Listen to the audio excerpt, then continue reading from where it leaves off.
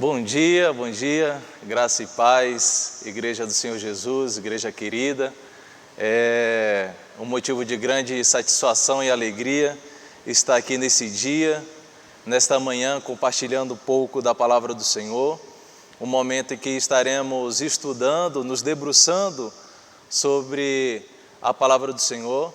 E acredito que Deus vai nos ensinar bastante, temos muito a aprender com a palavra de Deus. É como uma fonte, e cada vez que a gente vai bebendo, vai buscando, coisas novas vão sendo reveladas até nós. Amém? Antes de começar o nosso estudo, eu gostaria de orar junto com os irmãos. Você que está sem a sua Bíblia aí, ou ainda não abriu aí o seu aplicativo no celular, faça agora também. E feche seus olhos, vamos orar ao Senhor. Deus querido, nós queremos te agradecer por esse dia, te agradecer porque num dia como esse, o Senhor Jesus ressuscitou dentre os mortos e a nossa esperança está viva, a nossa esperança vive eternamente e é nessa esperança que nós depositamos toda a nossa fé.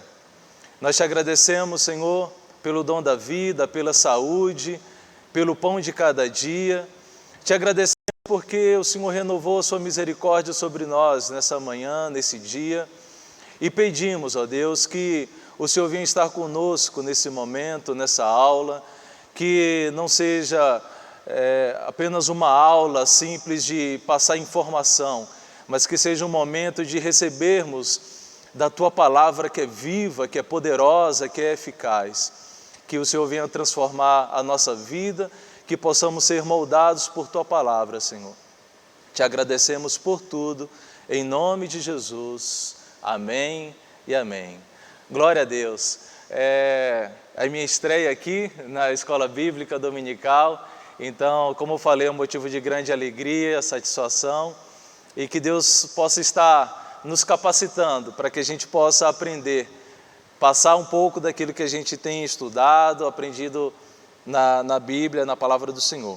E a aula que eu estarei ministrando hoje, dando sequência à série de estudos, estamos na série de estudos do Evangelho de Mateus, e a aula que nós estaremos ministrando está lá no capítulo 10, a aula 12, capítulo 10, o Evangelho de Mateus capítulo 10. Amém? Acredito que você já abriu sua Bíblia aí. Vamos ler o primeiro versículo. Chamando seus 12 discípulos, deu-lhes autoridade sobre os espíritos imundos para os expulsarem e para curarem todo tipo de doenças e enfermidades. No decorrer do nosso estudo, a gente vai ler os outros versículos, tudo bem? Mas eu quero falar de início, fazer um breve resumo daquilo que a gente já viu nas outras aulas. Nas outras aulas, o Evangelho de Mateus é o Evangelho, como já foi bastante falado, o Evangelho do Reino de Deus. O evangelista Mateus, ele falou muito acerca do reino, o reino dos céus, o reino de Deus, anunciando Jesus como o Messias, como o rei de Israel, aquele rei que era prometido. E tomando essa ideia do Evangelho do Reino, a gente pode, olhando para os outros capítulos, os 9 capítulos anteriores, a gente pode dividir algumas partes. E a gente vê claramente, do versículo 1 ao capítulo 1 ao 4, é destacado a origem do rei, a pessoa de Jesus, a pessoa do rei, a essência de Jesus, a sua origem, o seu testemunho no batismo, narra um pouco sobre a história do rei Jesus. Nos próximos capítulos, a gente já vê a ética do reino, a gente vê ali o sermão da montanha, os princípios do reino de Deus, sempre fazendo paralelo com aquilo que foi estabelecido no Antigo Testamento.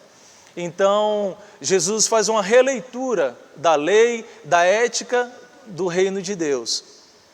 E na terceira parte, nós podemos ver o poder do reino de Deus sendo manifestado através da vida de Jesus. E ali Jesus cura pessoas, Jesus liberta pessoas, Jesus faz prodígios e maravilhas, e então o reino de Deus está sendo manifestado, o poder desse reino está sendo manifestado, e as pessoas estão vendo que esse reino é poderoso e é carregado de sinais e prodígios. No capítulo 10, a gente já entra numa outra parte, já é uma outra temática do Evangelho de Mateus, tá bom? Então a gente viu a origem do rei, a ética do reino, os princípios do reino, o poder do reino, e agora a gente vai ver o próximo, deixa eu passar aqui o slide, a gente vai ver a missão dos representantes do reino, é o capítulo 10, tá ok? O capítulo 10 é uma sequência, é uma resposta urgente, a uma necessidade urgente do capítulo 9, final do capítulo 9. Vamos ler aqui o final do capítulo 9. Verso 35 ao 38. E percorria Jesus todas as cidades e aldeias, ensinando nas sinagogas, pregando o evangelho do reino e curando todas as enfermidades e doenças entre o povo. Vendo ele as multidões, tinha grande compaixão delas. Olha só o que Mateus destaca. Porque andavam cansadas e abatidas como ovelhas sem pastor. Então disse aos seus discípulos: a colheita é realmente grande, mas os trabalhadores são poucos. Rogai, pois, ao Senhor da colheita que envie trabalhadores para a sua colheita. E logo em sequência, o primeiro versículo do capítulo 10, ele chama os seus 12 discípulos e lhes dá autoridade para expulsar os espíritos imundos, para curarem todo tipo de doenças e enfermidades. Então, essa organização de capítulos e versículos é evidente que não existia nos escritos originais. Isso aqui foi posterior e facilita bastante nosso estudo, a localização dos textos, dos temas, mas essa divisão de capítulos e versículos antes não existia.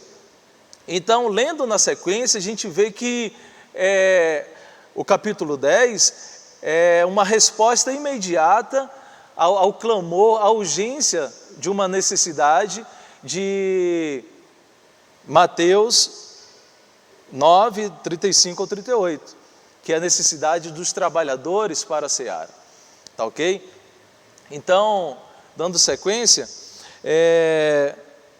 a gente pode dividir esse capítulo 10 em alguns tópicos. A gente vai dividir nos tópicos o chamado dos discípulos, o envio, as instruções e advertências, as dificuldades, o encorajamento e as recompensas desse discipulado e desse envio apostólico, né? Então, o primeiro tópico, que é o chamado, a gente pode, analisando com os outros evangelhos, a gente vê que, se for pela cronologia, Mateus está um pouco atrasado, né, relacionando esses nomes aqui. Mas a ideia de Mateus aqui relacionar os nomes dos 12 discípulos, 12 apóstolos enviados, não é dizer que eles foram chamados agora, o chamado já foi anteriormente. Ele apenas está relacionando e observe que ele menciona os nomes de dois em dois. Alguns comentaristas, eles afirmam que essas são as duplas que foram enviadas, porque ele menciona de dois em dois nomes. E pode pôr para mim o slide, por gentileza? E ali está o nome dos 12 discípulos, né? Era um grupo mais chegado, né? De Jesus, era um grupo mais próximo, que posteriormente foram denominados os apóstolos, porque o próprio palavra apóstolo significa enviado. Então, esses discípulos, eles eram um grupo bastante heterogêneo, havia pessoas de diversos segmentos da sociedade, diversas atividades, pescadores, cobrador de impostos, e outras profissões. E eu gosto de salientar, eu vou comentar um pouco sobre essa diversidade desses homens, né? Não eram homens espetaculares, de forma alguma, mas Deus escolheu homens simples, homens que não eram nada, tornou eles mais humildes ainda e os capacitou, delegou poder e autoridade para que eles pudessem anunciar o reino de Deus. E dentre esses homens, algo curioso, é que tinha um homem, que a gente estava lendo o evangelho dele agora, Mateus, e tinha um outro que era Simão, o Zelote. E dentro desse grupo, olha só o poder da mensagem do reino, o poder do reino de Deus. Mateus, ele era um publicano, alguém que tratava das coisas públicas, alguém que era coletor de impostos, ou seja, alguém que trabalhava para o governo romano, para o Império Romano. Então Mateus era visto com maus olhos pelos judeus, porque ele era considerado um traidor. Muitos publicanos, além de cobrar o imposto que já era bastante pesado, ainda cobravam ainda mais, ainda abusavam da autoridade. Então os publicanos eram vistos como traidores da nação de Israel. E Jesus chama um homem como Mateus. E dentro desse mesmo grupo, Jesus chama um outro homem, Simão. E o texto fala que ele era zelote. E os zelotes eram um partido de Israel, que era um partido revolucionário. Digamos que era um partido adepto ao confronto, ao embate e, em outras palavras, tudo que eles queriam era provocar uma guerra e lutar contra os romanos para que Israel pudesse sair desse jugo romano, desse domínio romano. Então, Jesus pega Mateus, um homem que é considerado um traidor da nação, com um revolucionário, alguém que quer se libertar a nação de Israel do domínio romano.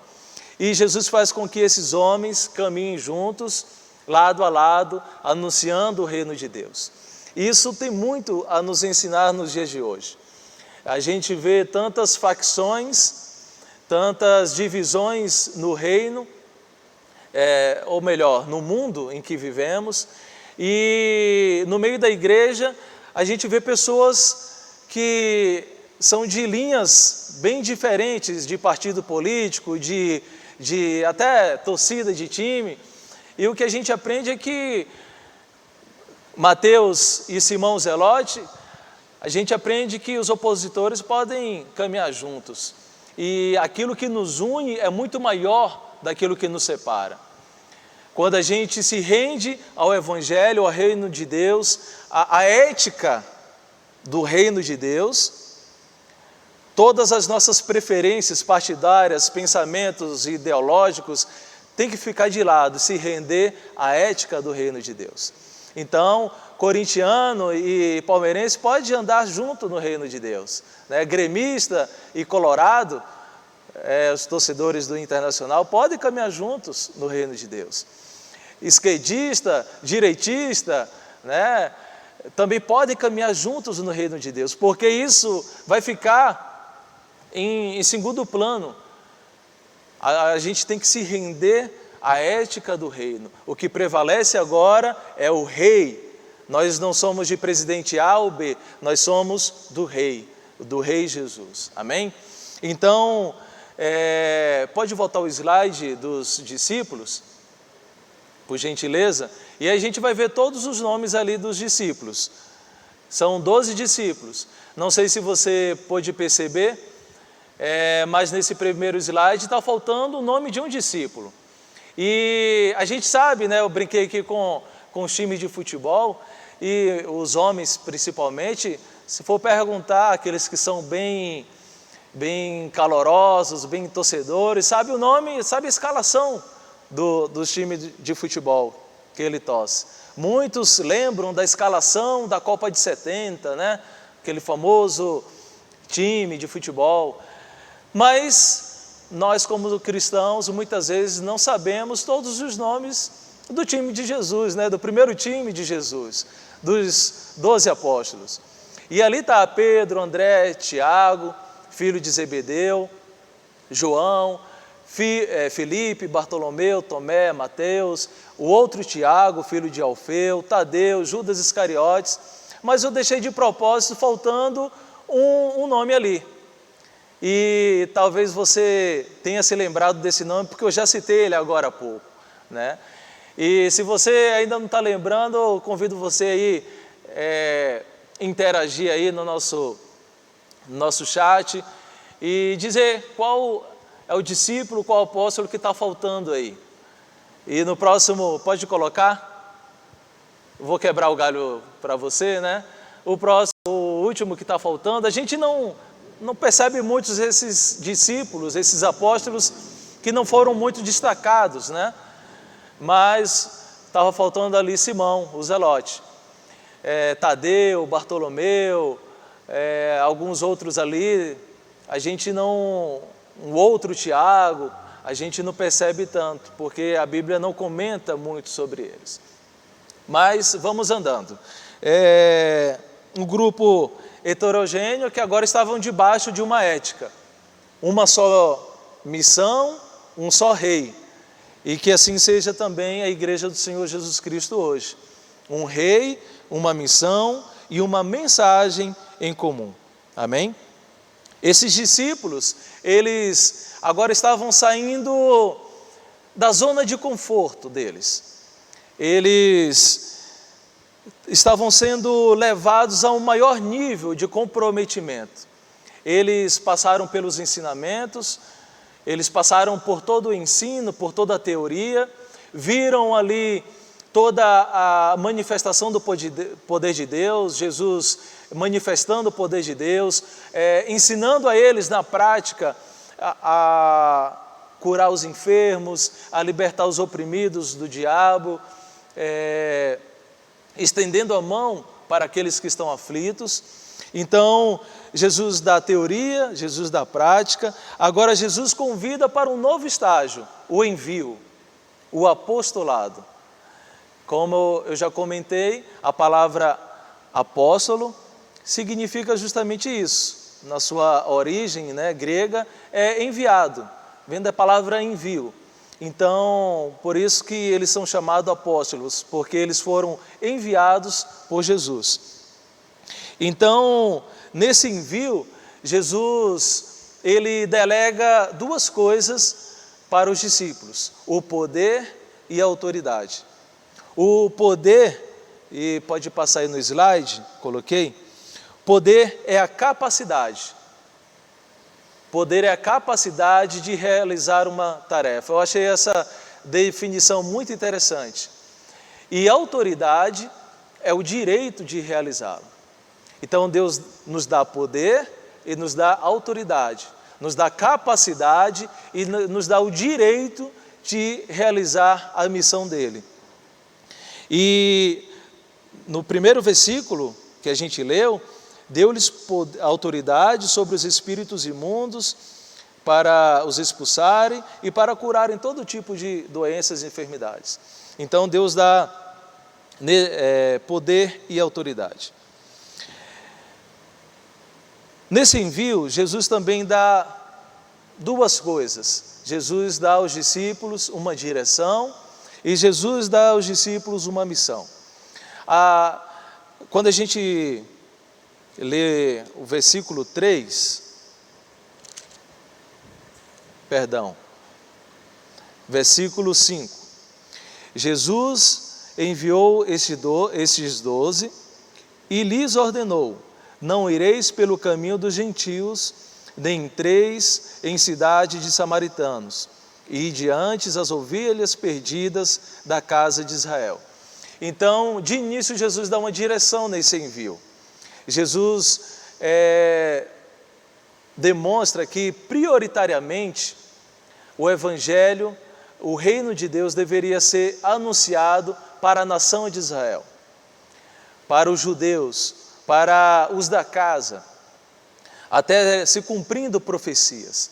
Então, às vezes a gente olha de início assim, mas o Evangelho não é para todas as nações, não é para nós também, que não somos judeus?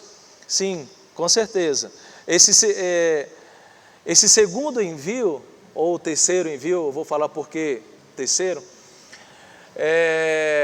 esse envio universal vai estar lá após a ressurreição, em Atos dos Apóstolos, capítulo 1, verso 8. Ali sim, Jesus ordena o envio universal para alcançar todas as regiões, todos os povos, tribos e nações.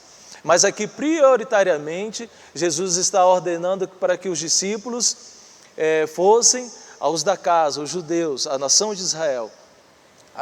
Essa é o primeiro envio. Existe um outro envio, Lucas, no capítulo 10, ele menciona que foi o envio dos 70 discípulos. E foi semelhante, separou de 2 em 2, deu basicamente as mesmas orientações para que eles pudessem anunciar a mensagem do reino de Deus. Então, prioritariamente, Jesus dá uma direção à nação de Israel.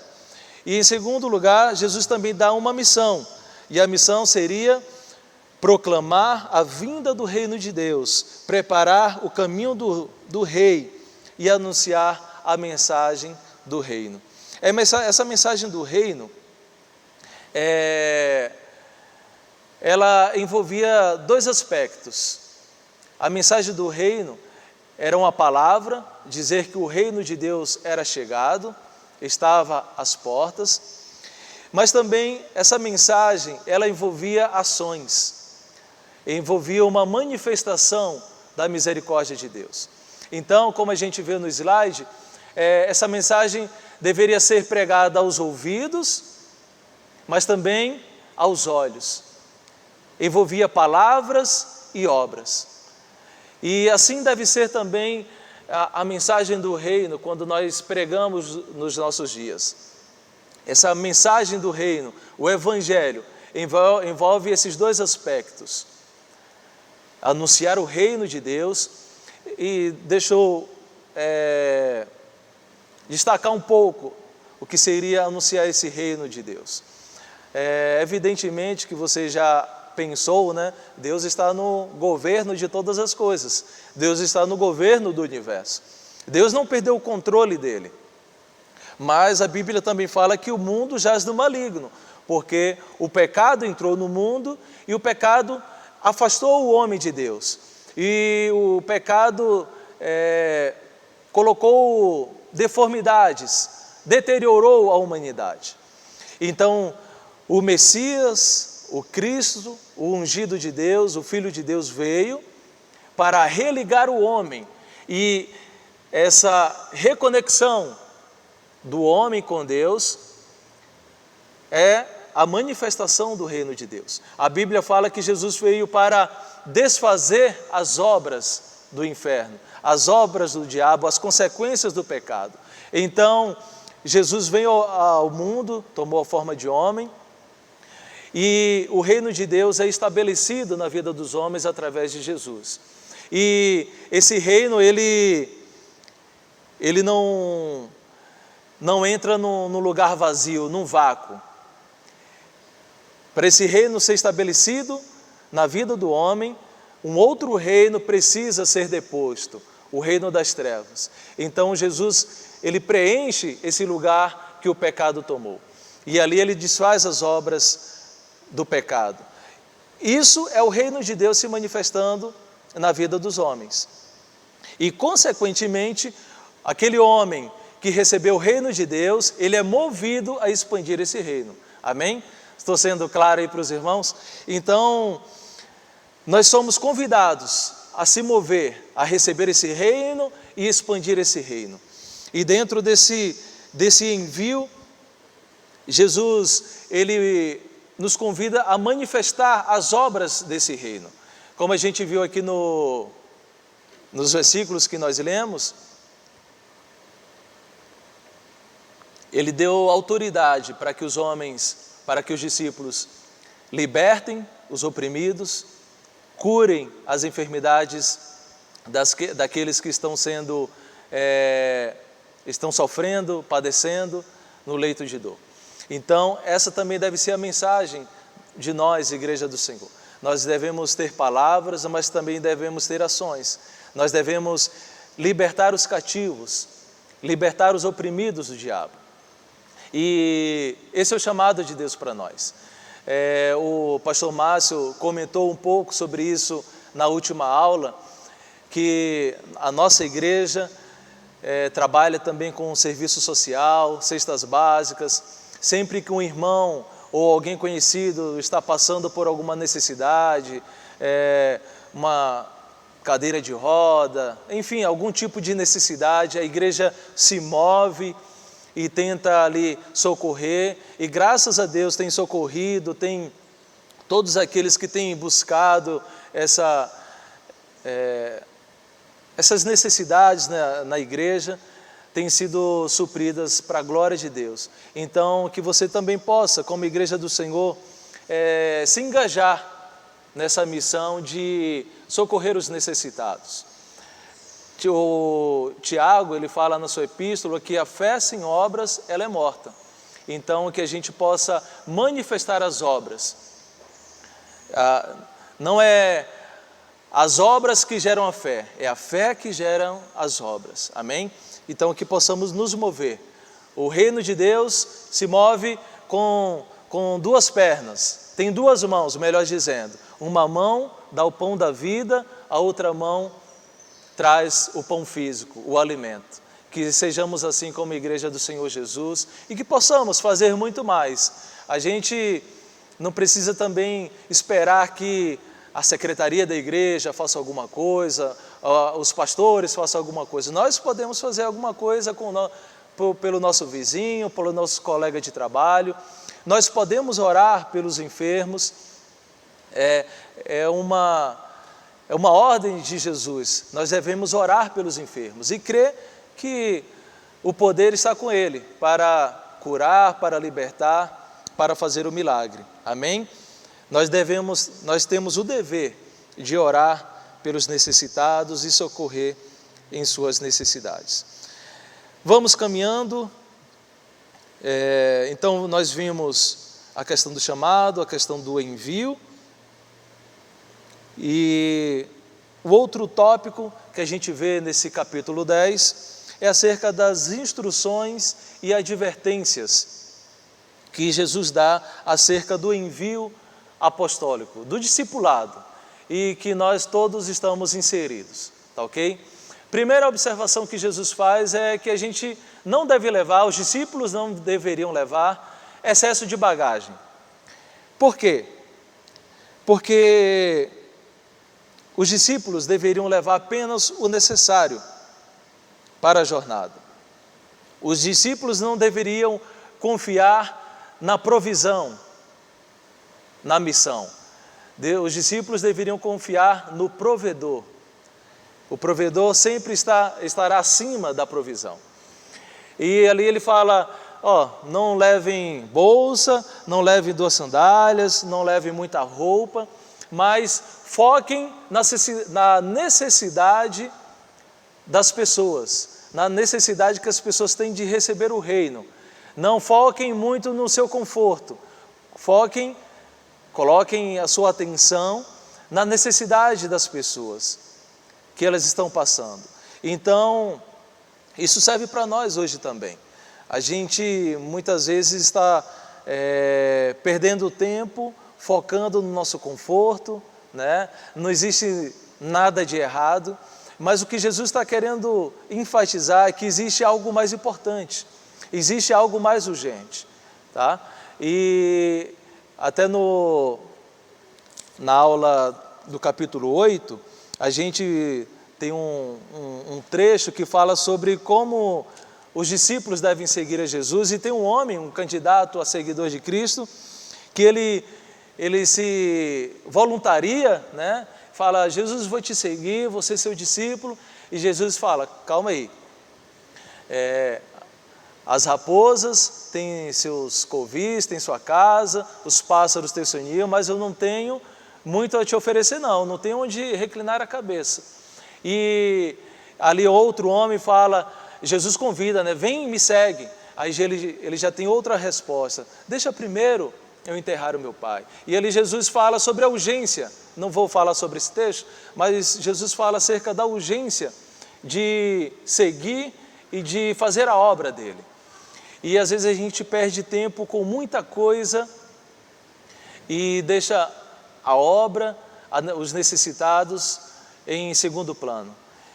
Esse é o convite para nós refletirmos hoje. O que tem feito a gente procrastinar? O que tem feito a gente adiar os planos de Deus para a nossa vida? O que tem feito a gente adiar a nossa missão? Cada um tem um chamado específico. O que tem feito a gente ficar postergando, né, o envio do Senhor? Então,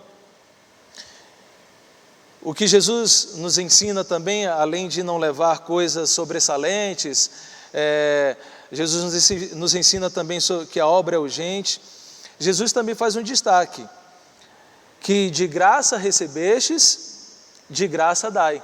No versículo 8, Jesus dá aquela missão que eu já falei, de curar os enfermos, purificar os leprosos, ressuscitar os mortos, expulsar os demônios, ou seja, anuncia o reino, anuncia o arrependimento, anuncia que o Messias chegou, anuncia que a ética do reino, mas também manifestem as obras de Deus, manifestem o reino de Deus, socorram os necessitados.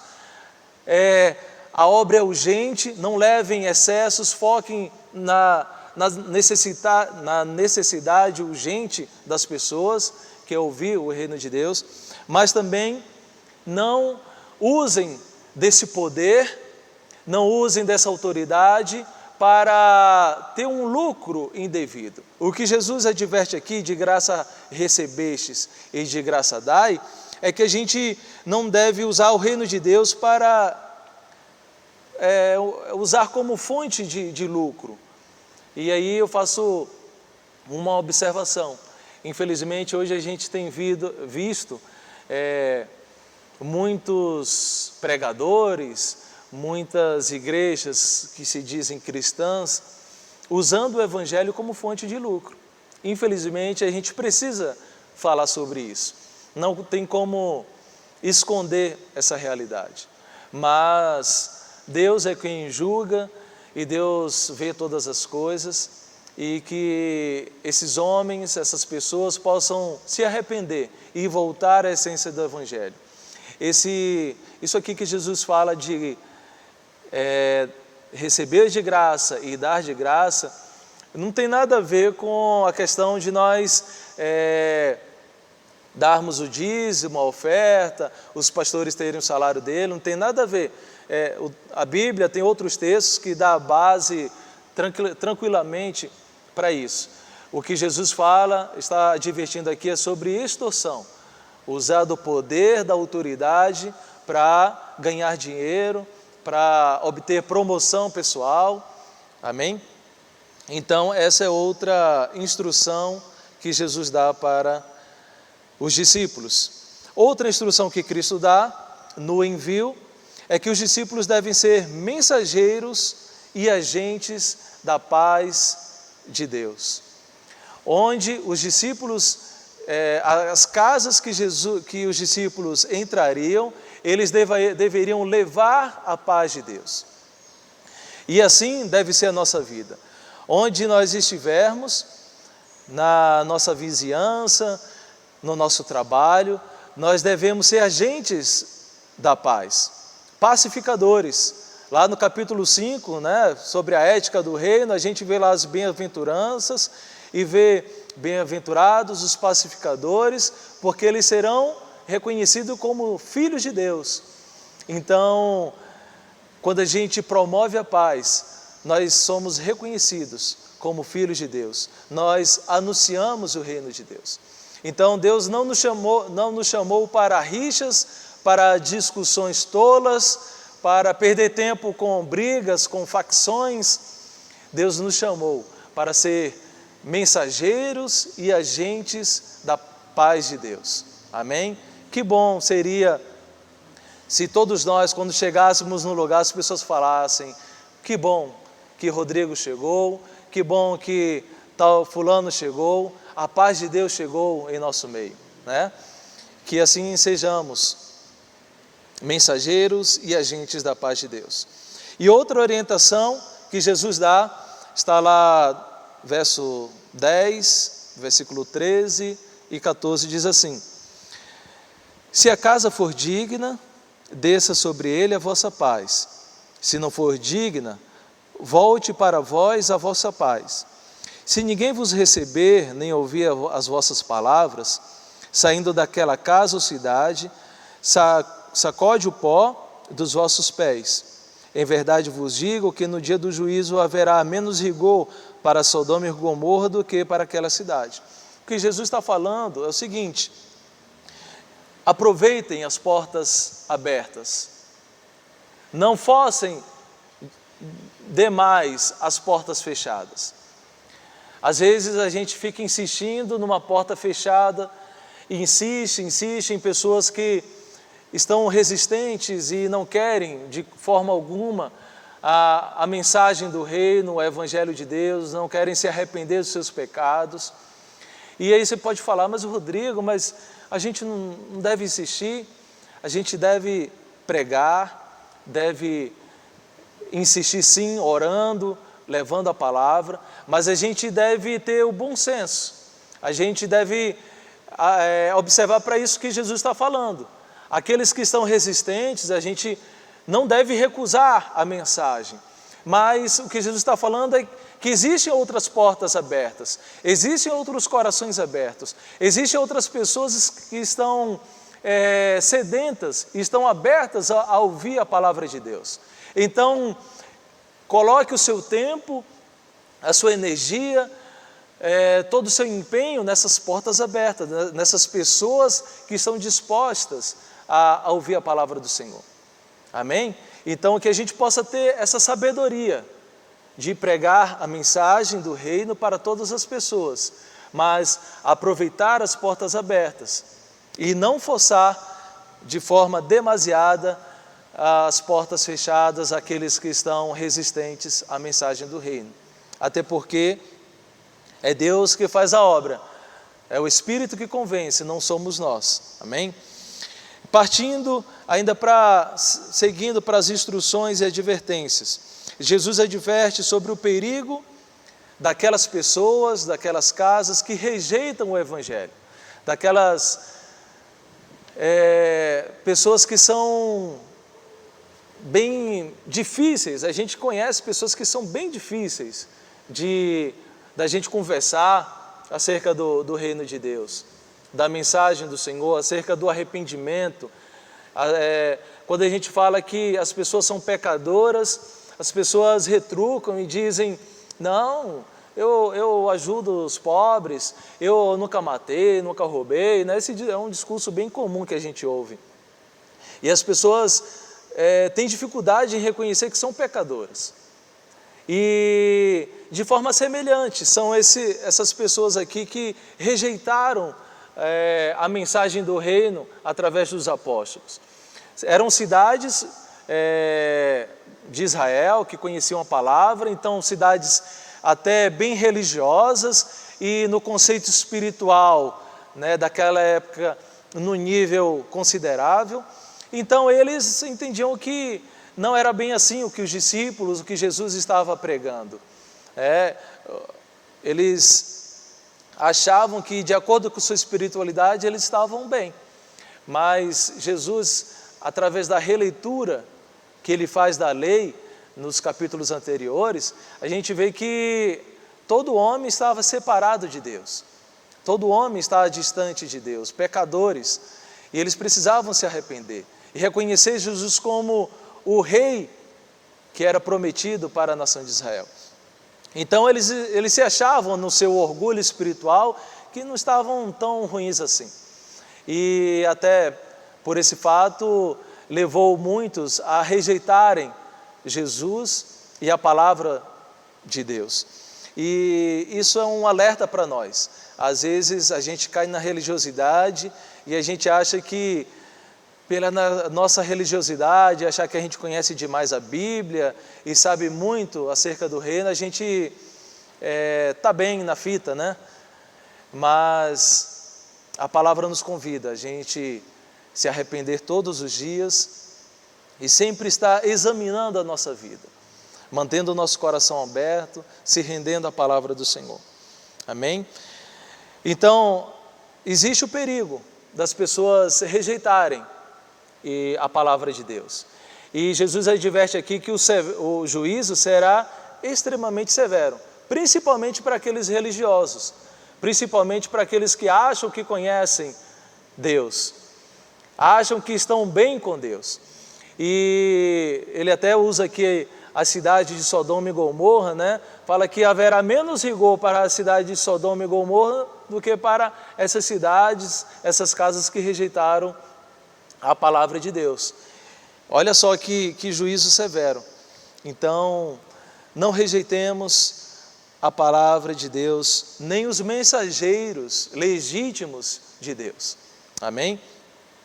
Jesus adverte também que o mundo é um campo perigoso para os discípulos de Cristo, para os fiéis discípulos de Cristo.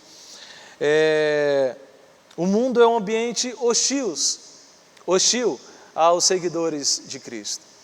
E nós precisamos nos conformar com isso. Às vezes a igreja fica assustada com as perseguições, com as oposições, mas isso aqui já está previsto. A gente vê muitos servos de Deus sendo até agora recentemente incriminados por homofobia, qualquer citação já é motivo de ser perseguido na justiça.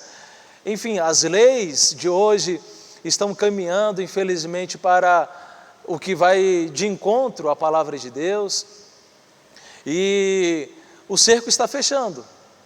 A gente já viveu tempos de calmaria, os discípulos, a igreja primitiva viveu perseguições muito mais intensas, outros países hoje vivem perseguições bem intensas, e o Brasil, infelizmente, está caminhando para esse fim de leis que vão de encontro à palavra do Senhor.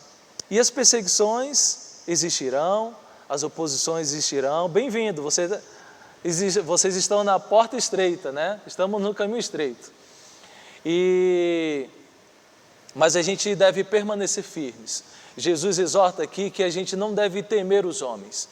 Os homens, porque os homens são limitados. O máximo que eles podem fazer é destruir o nosso físico, o nosso corpo. Mas o mais importante, a nossa alma, aquilo que é invisível, o nosso espírito, eles não podem destruir. E Jesus fala aqui, na sequência desse capítulo, que nós não devemos temer aos homens que pode só matar o corpo físico. Nós devemos temer a Deus. Nós devemos temer aquele que pode não só aniquilar o corpo físico, matar a parte física, mas também lançar a alma no inferno. Então, que a gente possa, em meio às perseguições, às oposições, que a gente possa permanecer firme, confiando que Jesus cuida de nós. Podemos passar alguns slides aí? Então, a gente passou pelas instruções e advertências, vamos para o próximo.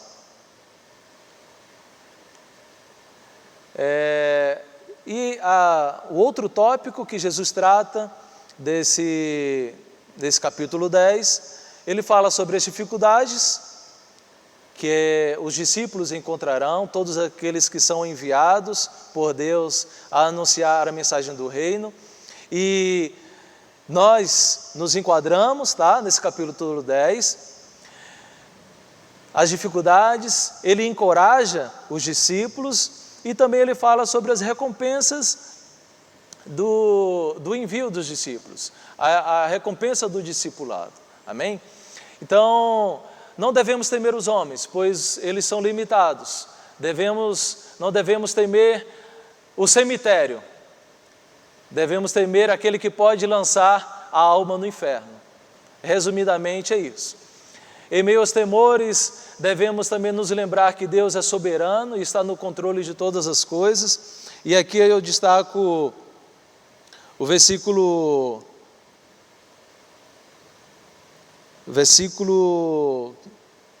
deixa eu encontrar aqui, versículo 30, diz assim, versículo 29, não se vendem 2 passarinhos por uma pequena moeda, e nenhum deles cairá em terra sem a permissão de vosso Pai, e até mesmo os cabelos da vossa cabeça estão todos contados.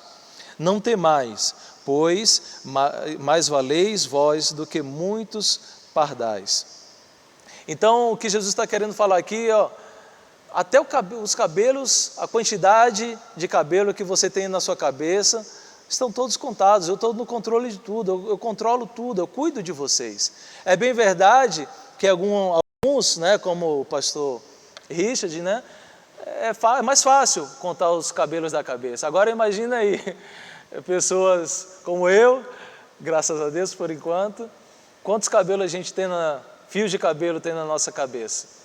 E até mesmo isso, estão todos contados. Isso Jesus dá um exemplo para mostrar a forma como Jesus tem cuidado de nós. Então, em meio às perseguições, em meio às oposições, às lutas, na missão de ser discípulo e de anunciar a mensagem do reino, nós devemos permanecer firmes. E aquele que perseverar até o fim será salvo, diz a mensagem do Senhor Jesus. Amém? Então, falando ainda sobre as dificuldades que encontraremos, não devemos temer quando estivermos diante dos poderosos. E aqui Jesus fala que alguns discípulos, principalmente naquela ocasião, muitos deles seriam colocados diante de autoridades, diante de governantes, diante de imperadores, como foi um exemplo do nosso irmão Paulo. E isso seria necessário. Aparentemente a gente olha assim, que toda perseguição é ruim, é difícil, e realmente nenhuma perseguição é fácil. Mas Jesus adverte que a perseguição seria uma bênção para o reino de Deus. Por quê? Porque através da perseguição, a perseguição seria um meio em que o reino de Deus seria testemunhado, seria proclamado para autoridades, para pessoas que jamais ouviriam a mensagem do reino se não fosse pela perseguição. Um exemplo que a gente vê é depois que Jesus morre, ali no ano 70 aproximadamente, que o templo é destruído e Jerusalém ali, os discípulos são bastante perseguidos, há um movimento que a gente chama de diáspora, né? E os cristãos, eles saem de Jerusalém e começam a ir para vários lugares, fugindo da perseguição. Mas olha só que bênção, essa perseguição foi uma bênção para a igreja, para o reino de Deus, porque através desse movimento dos discípulos saírem de Jerusalém, muitas nações ouviram a palavra de Deus, muitas pessoas conheceram Jesus Cristo, muitas pessoas se renderam a Jesus reconhecendo que eram pecadoras, e aí houve uma explosão de avivamento, houve uma explosão da manifestação do reino de Deus. Então, a perseguição não é de todo uma coisa ruim, Deus usa a perseguição para expandir o reino dele aqui na terra. Então, se você está sendo perseguido, se você está sofrendo oposição, glorifique a Deus. Permaneça firme, anunciando, pregando o reino de Deus, anunciando o evangelho do Senhor Jesus e vivendo, principalmente vivendo e testemunhando a vida de Jesus. Seguindo sobre o último tópico das dificuldades, Jesus encoraja a gente permanecer firme. E Jesus também fala sobre algumas recompensas que nós teremos, que os discípulos terão se confessarem e se cumprirem a missão que lhes era imposta, né? E aí Jesus fala aqui nos últimos versículos, entre dificuldades e recompensas, tá ok? Versículo 37 diz assim: quem ama o pai ou a mãe mais do que a mim não é digno de mim. Quem ama o filho ou a filha mais do que a mim não é digno de mim. E quem não toma a sua cruz e não me segue, não é digno de mim. Quem achar a sua vida, a perderá. E quem perder a sua vida por minha causa, a achará. Antes de falar da recompensa propriamente dita, Jesus, ele fala algo muito sério, muito duro, que a gente precisa refletir como cristãos. Ele fala sobre o custo do discipulado, o custo de seguir a Jesus, o custo de ser fiel a Jesus. E às vezes a gente prega o evangelho e talvez a gente pareça que a gente transmite um evangelho de facilidades, mas a gente precisa abrir os olhos das pessoas e abrir os nossos olhos principalmente, que existe um custo para o discipulado. E esse custo muitas vezes é muito pesado.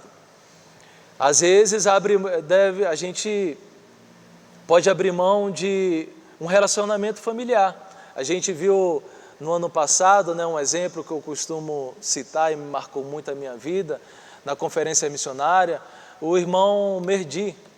Ele, para seguir a Jesus, ele pagou e tem pagado um preço, um custo bem alto, que abriu mão da sua família, do seu convívio, das suas posses. Ele, um marroquino de família nobre, de família real, imagina todo o privilégio, toda a riqueza, tudo que ele tinha na sua nação, o convívio dos seus pais, dos seus irmãos. E ele, na conferência, ele pôde compartilhar conosco a dificuldade de abrir mão de tudo isso. Mas também ele destaca que não se arrepende de abrir mão do convívio da família, das suas posses, por amor a Jesus. Pelo contrário, valeu muito a pena, tem valido muito a pena e valerá muito a pena, porque a gente sabe que a maior recompensa que nós podemos ter nesse mundo é o próprio Jesus, é a vida de Deus, é o próprio Cristo. E Jesus aqui, nesse versículo que eu acabei de ler, ele faz uma relação de dignidade. Aquele que ama as outras coisas mais do que a mim não é digno de mim. Porque Jesus falando, né? Eu sou a maior recompensa que vocês podem ter. Então, vocês só serão dignos dessa recompensa, da minha vida, do meu reino, de fazer parte do meu reino, se me colocarem acima de qualquer coisa aqui nessa terra. O que Jesus está querendo ensinar é isso. Não é que a gente deve desprezar a nossa família, pai, mãe, esposa, cônjuge, filhos. Não é isso que Jesus está falando, mas que Jesus está falando que a gente deve colocá-lo acima de tudo aqui nessa terra, inclusive daquilo que a gente considera de mais sagrado, que é a nossa família. E a gente fala, e Jesus fala, até a sua própria vida, se você não abrir mão dela, você não terá a verdadeira vida. Então o Evangelho, ele, antes de se tornar vida, ele é morte. Resumidamente é isso, o Evangelho é vida, mas antes de receber essa vida, você tem que morrer. É vida e é morte. Então, Jesus é a maior recompensa que nós podemos ter. O reino de Deus é a maior recompensa que nós podemos ter. Jesus conta uma parábola daquele homem que encontrou um grande tesouro no campo. E ali ele fala que o homem ficou tão feliz, que ele se desfez de tudo para adquirir aquele tesouro. Assim é o reino de Deus. Não existe nada mais importante nessa terra.